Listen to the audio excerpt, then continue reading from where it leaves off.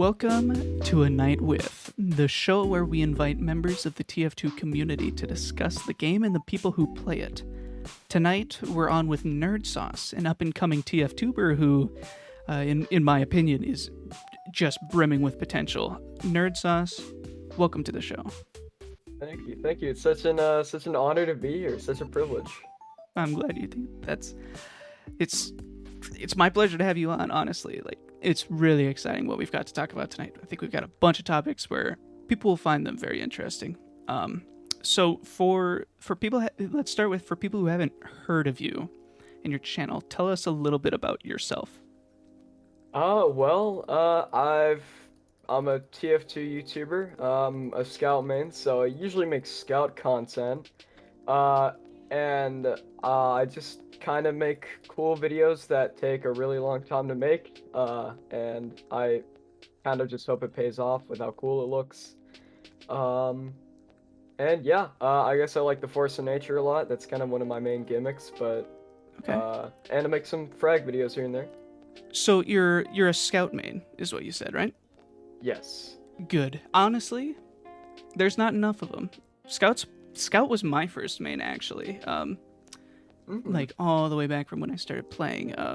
And speaking of what, your TF2 history, what made you initially pick up TF2 in the beginning? Well, let's see. I started back in 2020, but I watched this YouTuber. I'm pretty sure he's the most famous TF2 YouTuber. His name is Lazy Purple. And I kind of picked him up on my suggestions thingy on YouTube one day, and I was like, wow, I should check this guy out. And I kind of just fell in love with TF2. And ever since then, in Christmas of 2020, I was like, can I get a PC? And I got one, and it was super awesome. And the first game that I ever got was TF2, and it was such a magical moment for me. I really loved it. Wow. So you started playing in 2020? Yes. Wow. Really? Okay. Interesting. So everybody else that we've had on the show so far has had like nearly a decade in playing the game. Oh, wow. Yeah. So this is kind of interesting. So you have never seen beyond what the current version of TF2 is balance-wise, huh? I actually haven't. I never thought of it like that, but yeah, weird? I've never seen a major TF2 update before, I guess. Okay, we will definitely have to get into that because I think that's interesting. So the next question I have queued up is, how has TF2 changed since you started playing? Which I guess is a little odd, but how has it changed since you started playing in 2020? Well, I'll tell you one thing. Recently, one of the best things about TF2 is the bot situation has improved so much since I first started playing. Back in the day, I would have, it would take a very long time just to find a server without bots. And nowadays, there's just barely any bots, which is like a dream come true. And I feel like in some way, that was on Valve's part, and I just like the thought that they're finally giving attention to TF2. And I guess the Halloween and Christmas updates were pretty okay, I guess. But other than the bot problem, that's really all that's changed for me in TF2 wise. It's true. I started playing in 2017. So wow. right before Jungle Inferno, and bots were a massive problem. And it's obviously it's not as bad as it was when you started, because I'm pretty sure 2020 was the peak of just an infestation, bots everywhere. TF2 wasn't paying attention to anything, or Valve wasn't paying attention to anything. And as of the time of this recording, that botless casual, quote unquote, there's still stragglers, but that's only been around for a few months. Save TF2 happened. When was that? That was It's like back in July or June, I That's what I was think. gonna say, July. So it's pretty fresh, and hopefully they keep on updating it and don't just think, okay, we appeased half of the people. Let's stop now before they get too excited. Um, so you already answered this question. What class do you main, if any? That's Scout. Yes. You're Scout main. You're a filthy skunt main. I like it. Um, which class as a Scout main is your favorite to play against, and which one is your least favorite to play against? Ooh, that's both an easy and a hard question to answer. Mhm. My favorite matchup for Scout, or like to play against, uh, is it's probably either Scout v Scout or Scout v Soldier. I think those are two very good and skilled matchups, and I think it's a lot of fun, um, because you really gotta think on your feet, and there's a lot of aiming and movement involved. That's why I really like those two matchups. And the hardest matchup for me, hands down, every Scout main will tell you the same thing, Engineer, obviously. I mean, the Hmm. mini sentries, you just run so easily into sentries, and it's so annoying. And it just happens so often. Like, when you see a sentry that's defending a choke point, you basically can't go through that part of the map, unless Hmm. you can go around it somehow. And that's just it's so hard because as a scout man, you're so used to running in there, taking your territory, uh, and killing, uh, the other team. But you can't exactly do that when there's a sentry that can kill you in like a second. That's true. That's true. Do you have a strong opinion on mini sentries? I'm curious. Oh, I mean, I think every scout man is a hate for mini sentries, including me. In fact, I went on a whole rant about it yesterday. But basically, Um, minis are just, oh, I hate them, man. Like, engineers can place them down, and it's so easy for them to, like, just make a new one like that. Not to mention, it's just, as a scout, you can't focus on two things at the same time.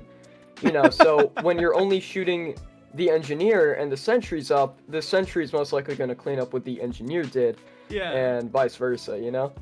I absolutely agree. I have Scout was so like I said, my first main, blah blah blah. I have since fallen off on using Scout as much, but I want to get Mm-hmm. back into it. And what you're saying about Scouts only being able to focus on one thing at a time is without a doubt the case. I would argue Yeah. we all share one brain cell, and that's just part of playing Scout. It's the Yeah. best part, in my opinion. Yeah. Um, your so your I was perusing your channel in research for this video. Mm-hmm. And your channel has an affinity towards the force of nature, which I Oh yeah. respect massively. Being a fan myself. Cue laugh track. I had a laugh track button here, but I can't find it. I'm playing devil's advocate here. Why should I use the force of nature over literally any other scattergun besides Babyface Blaster? I actually get asked this question a lot, and I always say the same thing. It's both its mobility, and its combo. Like the mobility, first off, is just it's so amazing. I mean, I get it. As a scout, you're already like the most mobile class in the game, but to effectively have just such a big jump, is just so awesome. Not to mention fan skipping, uh, which just gives you this great speed boost that can also be pretty helpful.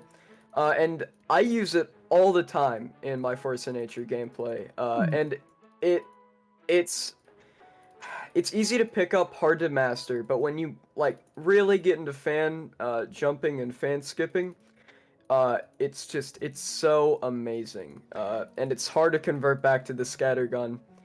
Um, and the combo potential. I mean, the knockback uh, can just put somebody up against a wall or corner them, and then boom, guillotine, pistol them, or really just go for a melee kill, or even just do a double shot. Not to mention it is more burst damage, but not by a lot. But yeah, mobility and combo potential is what I would say. Okay. You mentioned fan skipping is what it's called? Yeah. See, I like to consider myself very well learned on TF2, and I've never heard of that before coming across it on your channel. Really? What is fan skipping?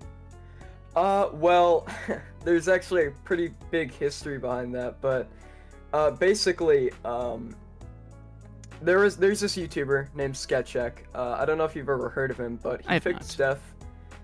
He faked his death a couple years back, I think. He's a pretty big pyromane.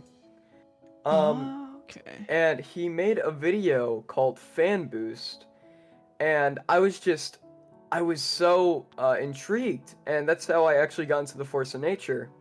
And my friend was like, I think we should call it fan skipping. And I think it's such an underrated tech that not many people knew about it at the time. So I thought, sure, why the heck not? And we just started calling it fan skipping. And fan boosting, fan skipping, it's the same thing. But basically, if you like shoot downwards with the Force of Nature while falling, you get a sick, like, cool little speed boost from the Force of Nature, which can... There's just so many... It's just so helpful in a lot of situations, is what I would say. Eventually here, you're going to have to get in a game with me and show me how to do it, because I know what, like, a Force of Nature jump is, but I don't think I've ever heard it used, or, like, you heard the knockback being used in this context, so... Okay. I'm very interested. I want to be an aficionado with the Force of Nature as well, so we'll get into it. You won't regret it. Along with the Force of Nature, which secondary and which melee weapon do you prefer to use with it? Well, again, there's a lot of combo potential with it, but the two main loadouts that I use with the Force of Nature is the Guillotine and the Atomizer. I use the Guillotine because one meat shot with the Force of Nature and a Guillotine is like 160 damage, something like that, and it's just, you know, big damage. Not to mention, I just love using the cleaver. Yes. And it also does some pretty good burst damage against, like, enemies that are far away, you know, such as knocked back enemies. And I use the Atomizer with it because that effectively gives you, like, a quadruple jump, which doesn't sound like a lot, but it's super helpful in, like, a lot of cases. It may sound like overkill at first, but trust me, 4 jumps is just amazing. And I have a second loadout where I typically use the the Force of Nature, the Criticola, and the Through and Blade, which is just a reskin of the Boston Basher. Yep. Criticola with the Force of Nature, you know, does 150 damage, can one-shot a medic and most light classes. You know, pretty standard combo. It's been around since Criticola's been out. But the Boston Basher is just used to, like, knock somebody back and then hit them with the Basher and hope to get some bleed damage out of them. Okay. I think that most... well, those two specifically that you brought up, I think those are great weapons to use along with the Force of Nature. I offer up a challenge for people who really like the Force of Nature. I think I got it from a video of some sort. I can't remember whose, but the Fan War, the Force of Nature, the Cleaver, mini crit combos all day long, as long as you know how to get that one initial hit off. Feels so good. I highly recommend it. Yeah. That's kind of my go-to. That's my go-to skunt loadout, but that it's also good. I promise it's good. Which map is your favorite to play on, and which one is your least? Thunder Mountain is hands down my most favorite map.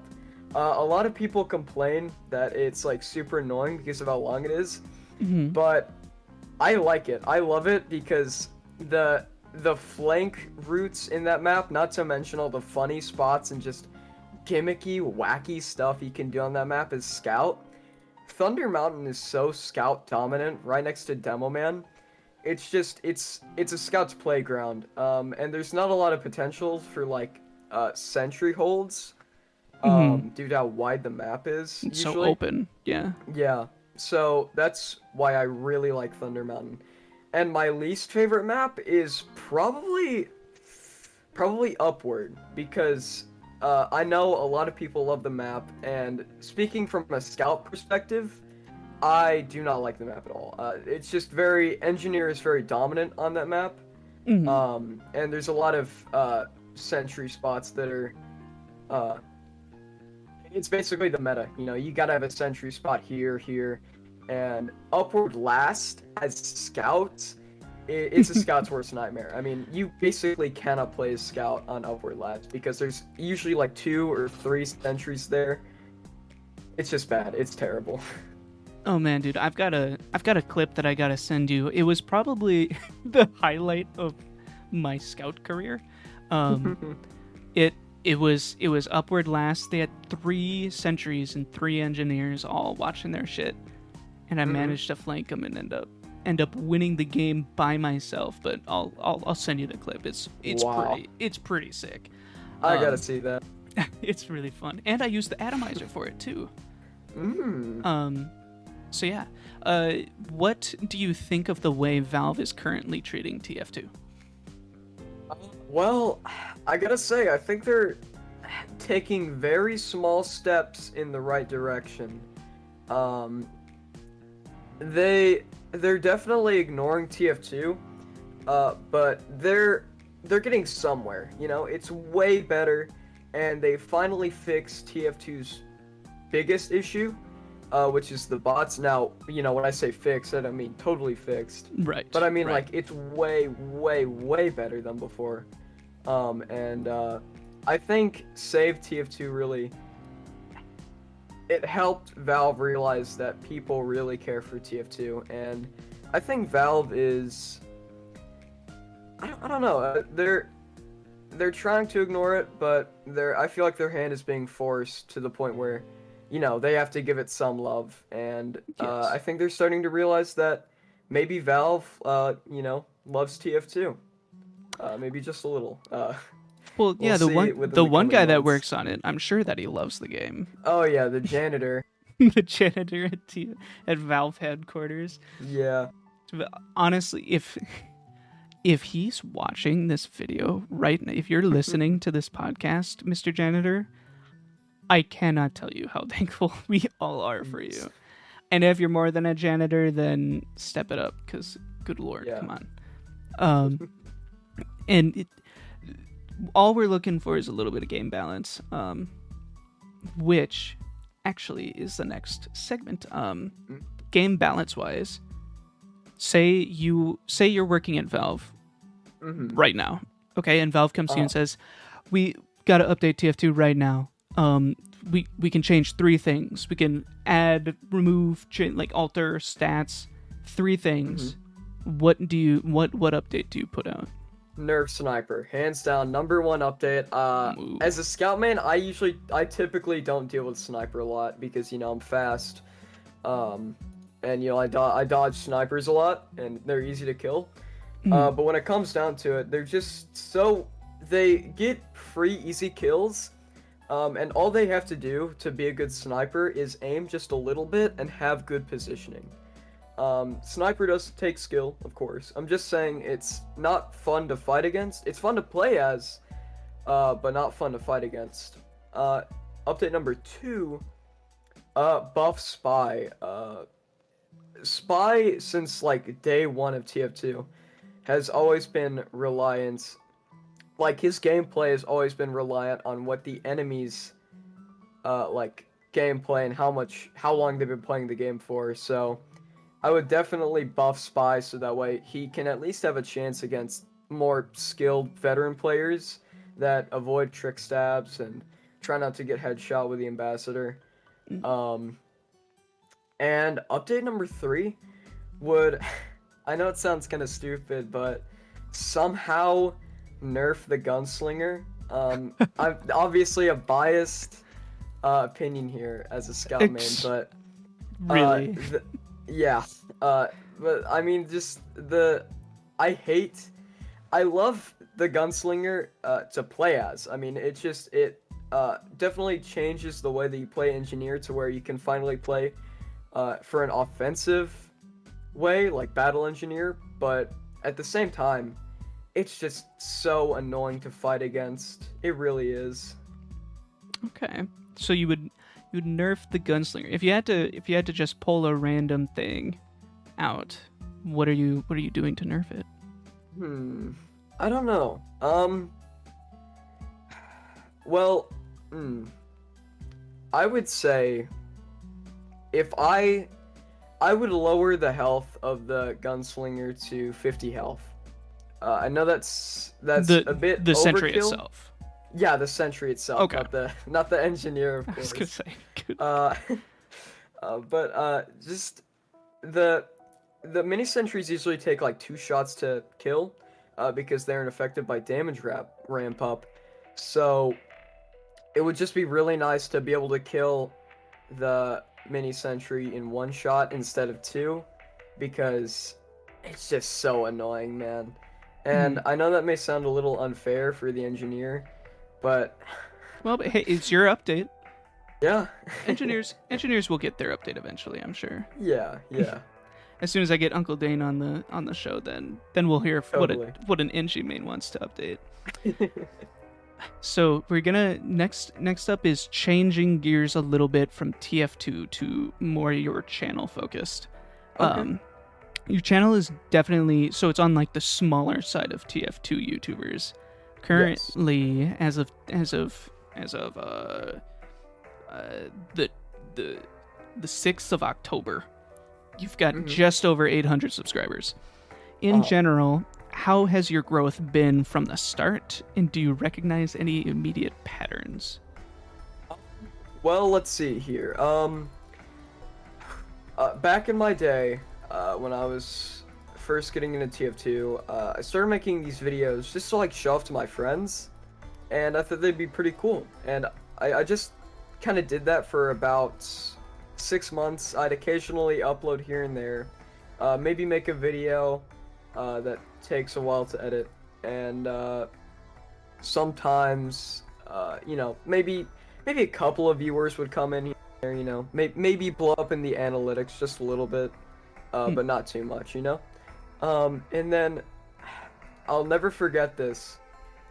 My Funny Moments Alpha video, when I released it 3 months ago. Wow, feels like yesterday, but I guess I released it 3 months ago, and I released it. I went to bed. I thought nothing more of it. I just thought it was a more funny video that my friends could rewatch and whatnot. And I woke up in the middle of the night, looked at my phone, went on YouTube. I looked at my notifications. I was like, wait, 9 plus notifications? That can't be right. Well, what's up with that? And there's the comments. They're all like, dude, this video is so awesome, so underrated, such an underrated YouTuber, And I looked at my video and I'm like, 3,000 views. Wow. I'd never gotten that before. And now it's at 10,000 views, and ever since then, it kind of made me realize that I could make this a whole thing. I could make genuinely good YouTube videos, and from that day forward, I kind of just started putting more effort into my videos, and now that's why I'm making videos like I'm a fan of the Force of Nature and how it feels to be a Force of Nature, and just all these cool videos. I'm looking at that episode right now. Number one, it's in 4K, which kudos. That's not something that's easily attained. And right now it's sitting at 10,000 views from 3 months ago. Yeah. That's actually hovering right around where my most watched video is. Which, if I can rant for half a second about this, of course. YouTube. YouTube sure did say, you know what, you can have one video that's massively popular, but it's gotta be the shitpost one. So, ended up making a parody or an SFM remake of the. Uh, do you remember like, dude, that's not a cat?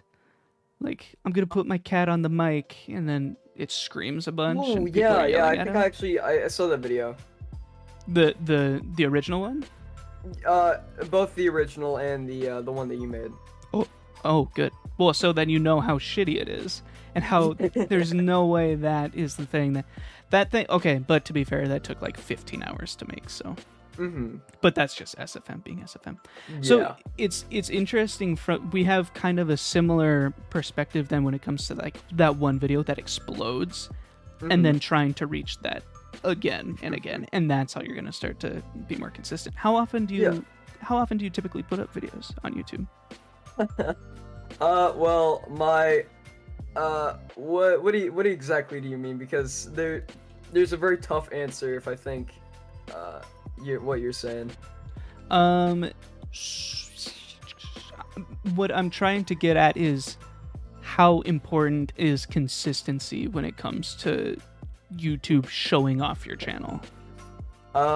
It's not, honestly, it just kind of blows up here and there. Like for example, my frag videos, they usually don't get that many views, but when I put out something that's really good, and more edited and has a better thumbnail, then yeah, no, it basically gets a ton of views. Basically, the more work I put into the video, the more views I get. That's basically Okay. how it goes. Well, I think that's kind of nice, honestly, to Yeah, have that sort it's of. great, honestly. That's a really good pattern to keep in mind. So, you touched on it a little bit, what strategies have you implemented when it comes to like advertising your videos, thumbnail wise, like outreach wise, Twitter? Like, what do you use? What have you been using? Typically I used a lot of Discord.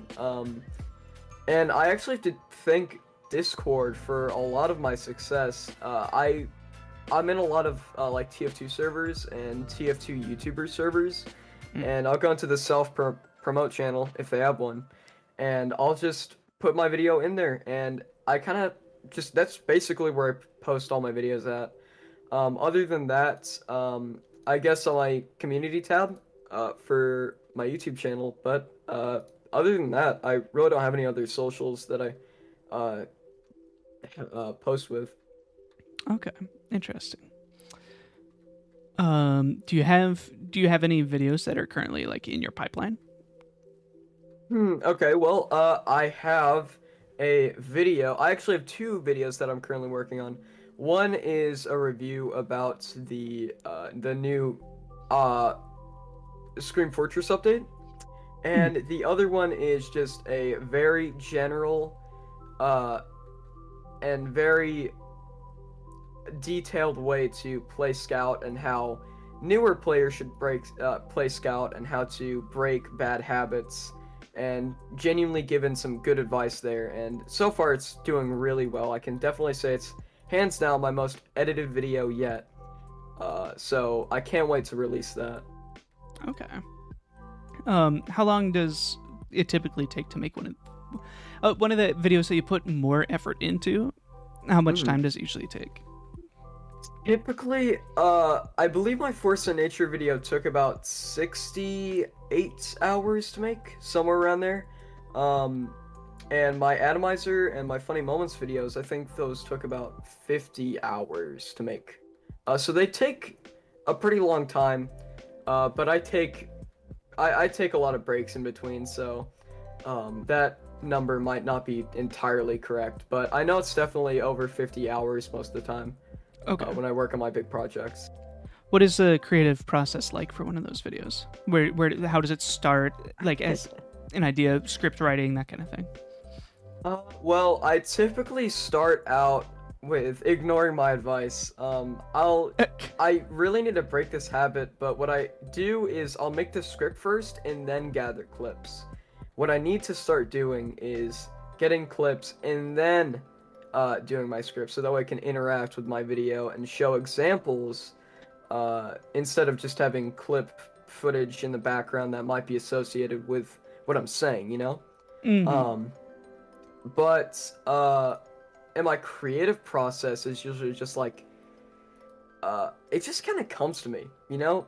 My jokes and my ideas and what graphics I use, they all just kind of come up to me, and basically whatever looks cool and looks the most educational or funny is usually what I'm gonna use the most. And it kind of clicks to me. Sometimes it'll be inspired by the dumbest things ever.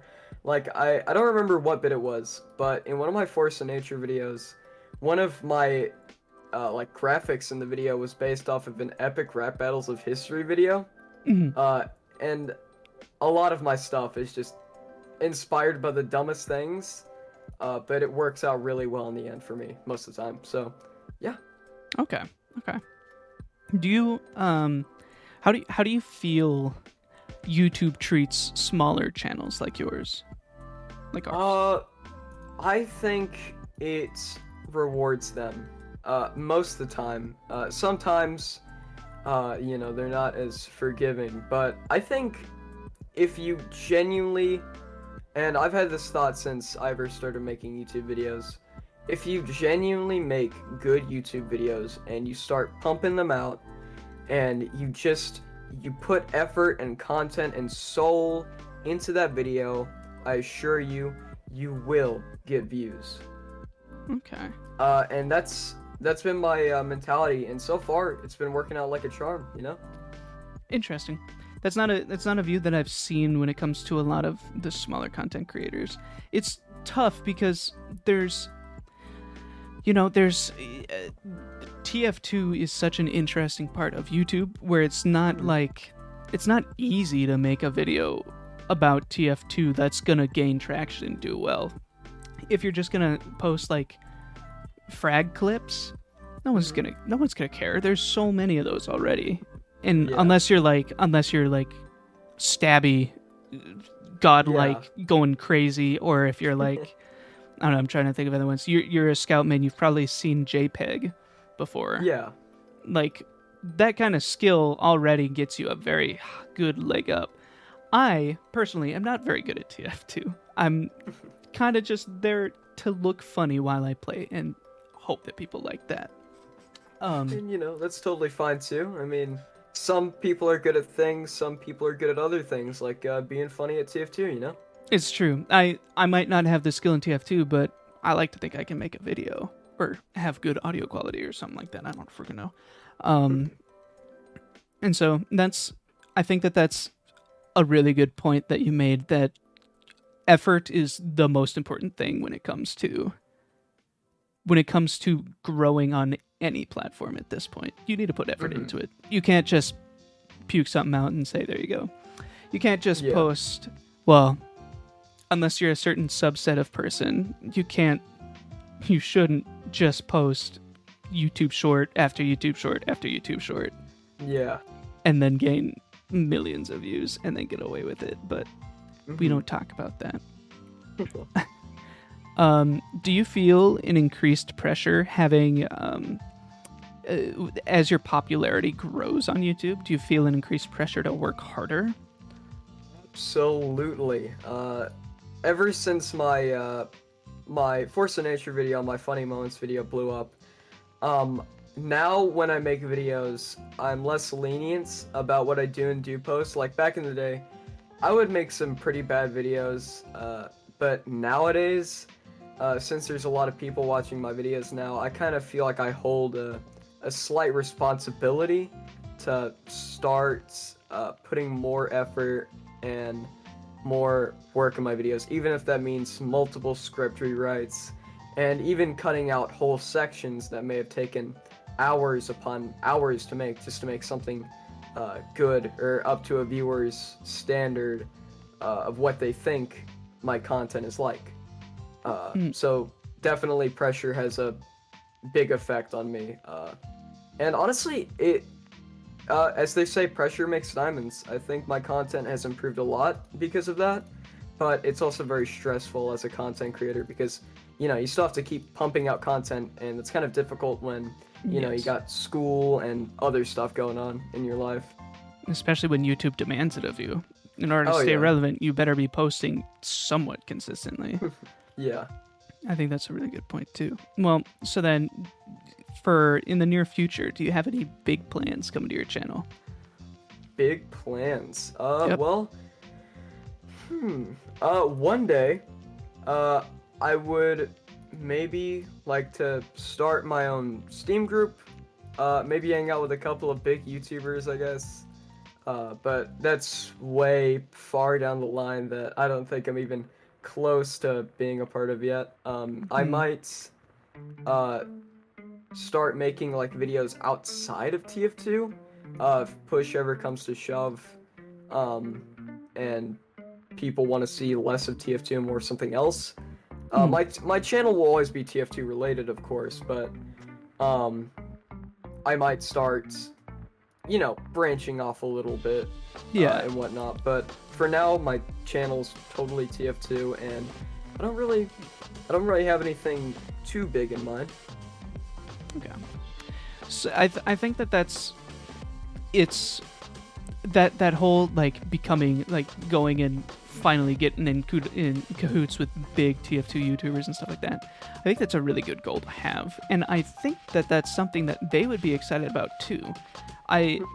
My brain immediately goes to like some of the great TF2bers that have since like stopped. Hmm. I'm trying to think. I had one in mind just a second ago. Who was it? Is it Stabby who plays Spy? Yeah. Did is that, he- yeah, Did he retire from? I don't think so. His upload schedule's been terrible though. Okay. But I don't think he's totally quit yet. Okay, and then there's stuff. People like Funk. Funk is one of the best YouTubers I've ever seen. You should go and watch them. Oh yeah. But definitely not a TF2 YouTuber anymore. Not specifically a TF2 YouTuber. And I think Yeah. that it's our job. I think it's our it's within our ability to fill in those spots that people have sort of left open. Which is a little bit weird to think about. It's just people growing and getting older and not wanting to do it anymore. So I think that that's a really important thing for the smaller TF2 community to know. Like, kind of our turn up at the plate. If you think about it, Yeah. we'll all find our place to fit in somewhere. And so garnering that small TF2 YouTuber community, I think, is very important in this phase.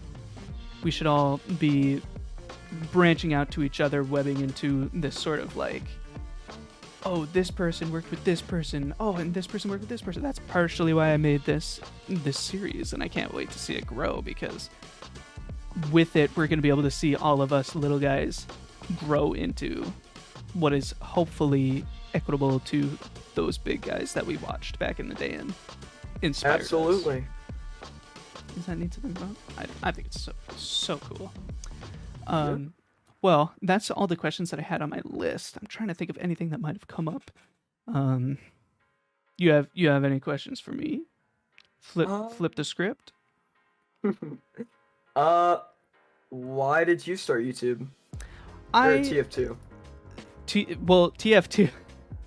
I started TF2 because my mom didn't let me play shooty games until I was out of the house, and I said, okay, fine. I graduated high school, went to college, and the first thing I did on my brand new college computer laptop was get Skyrim and Team Fortress 2. And then I played those despite my mom. And now I've had a YouTube channel for a long time. If you go onto my channel, you can see me back in like middle school making videos, which don't watch because they're all terrible, but also kind of watch because they're funny. And so I knew that I wanted to keep on doing this stuff. Right now I run a television studio. Like, that's my day job. And so production is what I like to do. But instead of doing it for people who come in with crap tons of money and want me to just record them talking about nothing all day, I'd rather record me talking about a game that I like to play. So that's kind of why I started. Interesting interesting thinking about it. Maybe I'll have to do a parody episode of this show with me on the other end too. That'd be entertaining to say the least, I think. Yeah. So I guess another question I have for you. I want to run around in TF2 as Scout with you. Of course. And I think that we should terrorize some people. Whenever you get the chance, because two skunts in the same lobby, that's gonna be great. And I can already picture the thumbnails for that video. Oh yeah. What's the arm, the handshake meme? Yeah. One of them. I don't know. We could figure it out. We will plan something because I think it'd be super fun to get to do something with the other Scout TF2er that I've met. And so just to top off this conversation, how could people follow you? What are your plugs? Well, you just go ahead and go to my YouTube channel, I guess. I have a little Discord server community thing too, so you can always check that out. I'm in it. It's great. The people are awesome in there. Oh they're yeah, very kind. Yeah, they're very awesome. And honestly, I don't really have any other socials than that. I don't have Twitter, Instagram, anything like that. So the Discord, the YouTube, people should smash that subscribe button. Absolutely, and demolish hit the bell. like. Yep, the bell. You always have to hit the bell. Absolutely. And comment below. And comment below. You gotta feed the algorithm monster.